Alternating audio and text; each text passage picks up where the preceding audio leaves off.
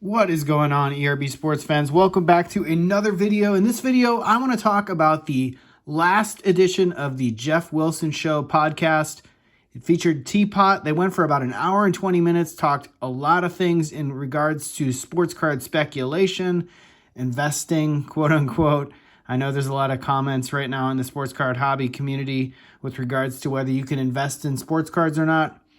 I'm going to give you guys my feedback on that episode and just share my thoughts, and hopefully you guys enjoy. So when they kicked off the episode, they were talking about, Geoff had a printout and he was talking about what is his next strategy, his next move, his big move with regards to how he's changing his tactics in sports card investing. I thought it was really interesting because in the last couple episodes, he's talked a lot about Fanatics and what they're going to do for the sports card hobby. And he talked how great it's going to be and they're going to 10x the hobby. And yet when he's talking about what he's going to do, he didn't mention Fanatics one bit, not one iota, which kind of makes me think that, yeah, you want that sports card hobby to grow. You need that sports card hobby to grow because it's good for market movers and it's good for the stand-up displays that you have a investment stake in, and it's good for companies that you represent, but you yourself wouldn't touch that product with a 10-foot pole. Now, maybe I'm being a little hyperbolic, but you get what I'm saying. You can't have it both ways. You can't say that it's great that Fanatics is doing all this for the hobby, building a dream team, building the Avengers, how it's going to be so awesome. And then you talk about how you're going to change your tactics in investing and buying sports cards. And you're basically saying, I don't want any of that because that is not going to hold long-term value. And I don't know, that kind of rubs me the wrong way. I mean, I love Teapot. Teapot is a subscriber of mine. I met him at the National last year. Nothing against Teapot at all. It just makes me feel like, to some extent, Geoff is talking out of both sides of his mouth there when he talks a lot about how Fanatics is great and they're going to 10x the hobby and all. And then when he talks about what he's spending his money on, his hard-earned money on, and what he thinks has long-term value, and he mentions absolutely nothing of that with regards to what Fanatics would do for the hobby. So how can it be so great if you don't want to touch it? Explain. I don't know. The other thing he talked about, with regards to investing in sports cards, or at least buying and selling sports cards, it's very, very evident at this point in time when we saw a huge spike in 2020 and 2021 that speculating on certain players and building so much bank into their price, like guys like John Morant, Zion Williamson, Josh Allen, Patrick Mahomes, there's a huge risk of downside there, because these guys don't have established careers. And it makes total sense why you wouldn't want to put a ton of money in there. You probably got burned. He said he bought a huge stake in Zion one time, and I think there was a couple of spreadsheets that were made on another video or two talking about how he lost money on that. I don't doubt it. I mean, but that's whose fault is that? Is that Geoff's fault or is it Zion's fault?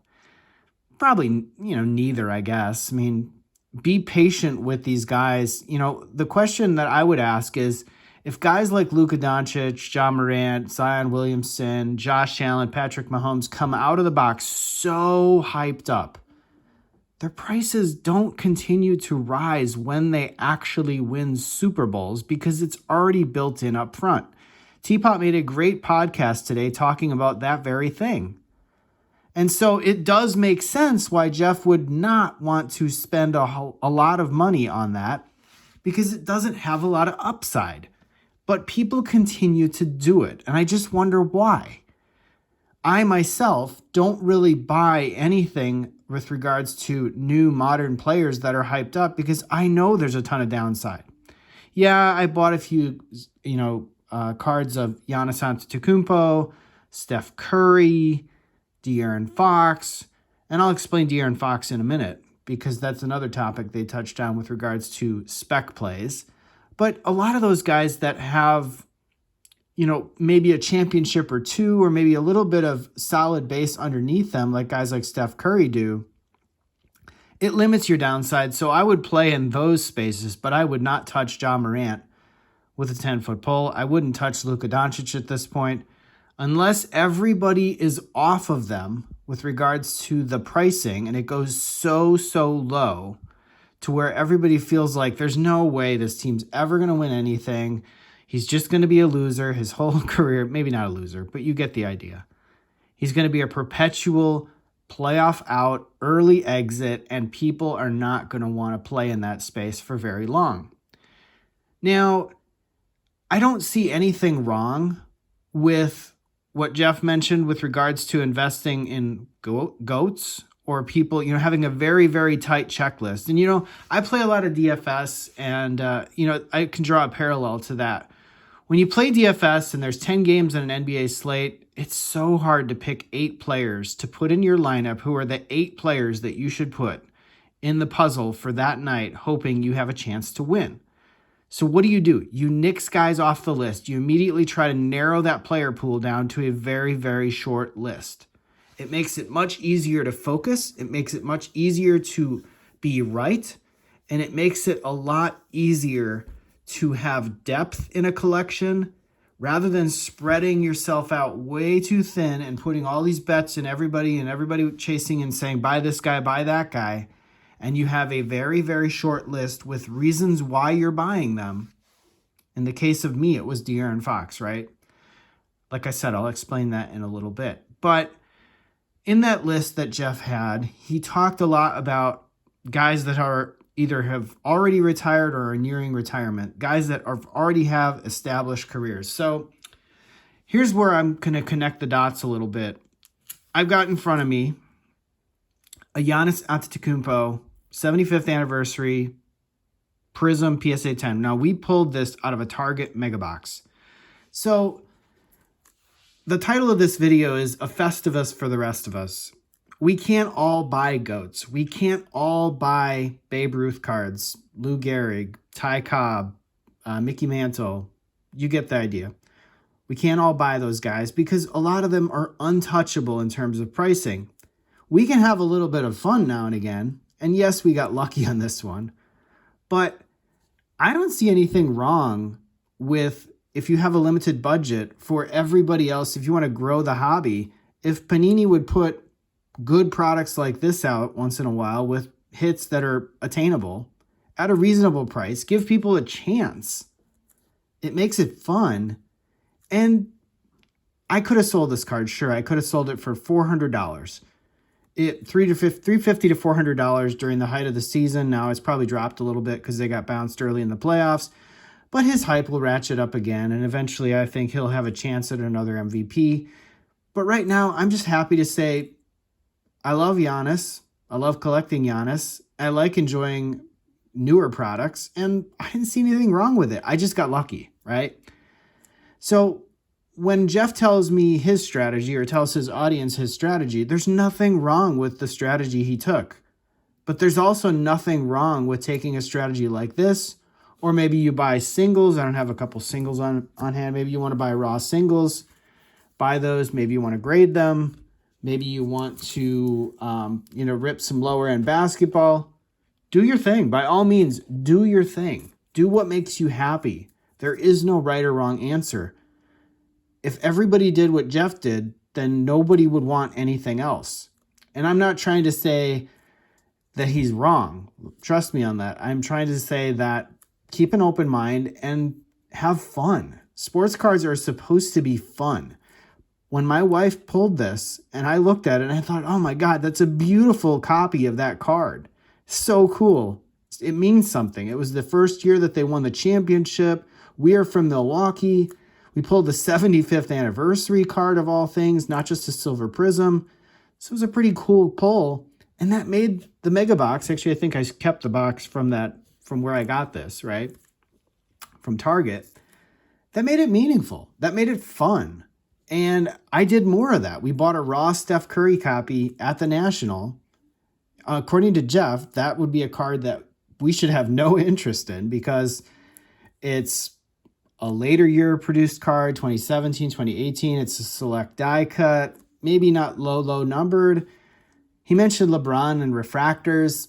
And I I pre-taped another version of this video. I wasn't really happy with the way it came out, so I wanted to retake it. But if you're going to 10x the hobby and you're going to have that many more people in the collection space, to whether they chase new product, whether they chase existing cards, whether they grade raw, whether they are on the low end stuff, whether they're not high end stuff, I think if you have enough people in the hobby, even the refractors that he's concerned about not holding long-term value, those will hold long-term value if you get a lot of people interested in the hobby and tell people that there's a lot of cards to go around and not everybody can collect the gold cards. Not everybody can collect the one-of-ones. Not everybody can collect the super short prints. Sometimes you're happy getting something that's meaningful to you of a player you like or a player who has potential that you believe in. And so don't lose sight of that. I guess that's my point, is don't lose sight, even though he talked a lot about, avoid early, guys who are early in their career because there's a lot of risk, but it's also fun.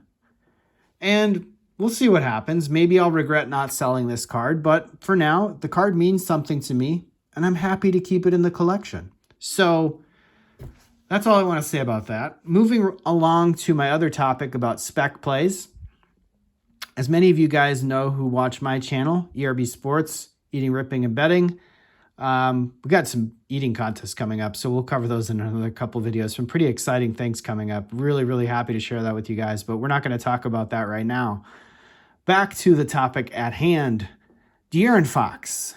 I was a huge De'Aaron Fox fan when he was at Kentucky. They went to the Final Four. I believe that was the year that I think Wisconsin took them out, or one of those years, and they struggled to win it all. But they were a really solid team, and I thought, man, this kid is special. He is really good. I believe in him. And people said, Steph Curry, De'Aaron Fox isn't going to do anything unless he gets traded off the Kings. And then when the Tyrese Halliburton trade went down last year, they're like, oh my God, they traded the wrong guy. They should have got rid of Fox. Fox is burned up. He's a has-been. They could have got more for, they could have kept Halliburton. He's got a bigger ceiling. They traded the wrong guy. And I said, why? De'Aaron Fox didn't do anything wrong. I mean, those two pieces were virtually identical, and they didn't play well together on the court because I think they had too much of the same thing to space the floor like they needed to do to allow Fox to excel. So in the offseason, they made a couple moves. They hired a new coach. Mike Brown was their coach. And I said, I'm just going to keep buying De'Aaron Fox. Everybody is off of him right now. I don't see the downside. I think that it's already priced at the floor. The stuff is so cheap. Nobody wants it. And I'm going to continue to buy it. I wish I would have bought more. But in cases like that, I did buy some modern stuff. I didn't focus my energy on GOATs and other things that already have established careers. I made a spec play and it worked out. I did sell a lot of De'Aaron Fox going into the playoffs and during the first round of the playoffs. I probably should have sold more, but that's okay. I kept all the stuff I wanted to keep. I kept the stuff that I had a hard time finding in the first place.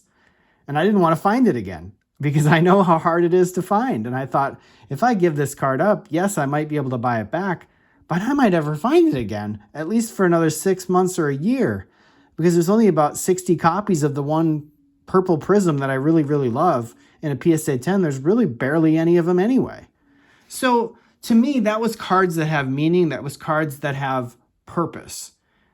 Geoff, in his podcast, didn't really mention anything about current players and spec plays when it comes to how to take advantage of guys when their market is supremely depressed.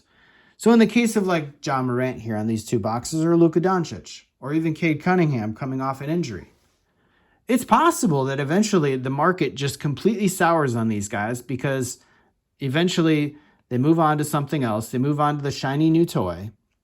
And then would be the time to jump in on them because maybe they have the upside that everybody thinks. And when nobody's looking, that's when it'll happen. Same thing was for the Bucks. Imagine Giannis when he won his MVP and then they were ousted in the bubble by Miami and everybody was off that team the next year. That's when they won it all. So this year, everybody's off of John Morant. Everybody's off of Luka Doncic. Everybody's going to forget about Cade Cunningham. Maybe that's the year they actually win. You just never know. LeBron James, Steph Curry, those guys are getting up in years. The Kings are emerging. Yes, it's a lot of parity in the Western Conference right now, but anything can happen. So I guess the moral of that story is when the horns and halos sort of flip and guys who had the halos initially start to have horns, that might be the time to actually flip and start buying some of them, at least in speculation, knowing that your downside risk is minimized because the prices are getting so cheap, they can only go so low. The card has a floor. So I guess where I was going with that is don't ever lose sight of near-term plays when it comes to sports card buying and selling. As another channel, EDI Sports Card, mentions quite a bit. I like his channel, subscriber of his channel. Hopefully he subscribes to mine. I don't know. He doesn't have to. But anyway, guys, I know I rambled a little bit there, but to sum up, you do you. Do what makes you happy. Don't lose sight of the fact that buying products that are, out today can sometimes work out. Yes, it's a gamble. Sure, I could have bought this card raw, but it's a great story to tell, and I'll never forget that. Same thing can be said for guys like De'Aaron Fox or guys like, I'm trying to think of another equivalent of a guy that I would be similar to that. Maybe Ke'Bryan Hayes. Once their prices get so low, if you really, really believe in a guy and like a guy, that would be the time to continue to double down on them and lower and sort of dollar cost average to maybe come out ahead. Now, I know that might be chasing your losses too, fair enough, but don't always feel like you have to do what Geoff Wilson says because he has 275,000 subscribers. He has market movers. He's got a big presence in the hobby. And when he says, collect goats, only do this very, very tight list of players, while that might be smart, you don't have to do only that. You can do more than that. It's sort of like the Seinfeld thing of the tip calculator. The sports card market does other things than reward investing in goats. There's a lot of ways to have fun in it.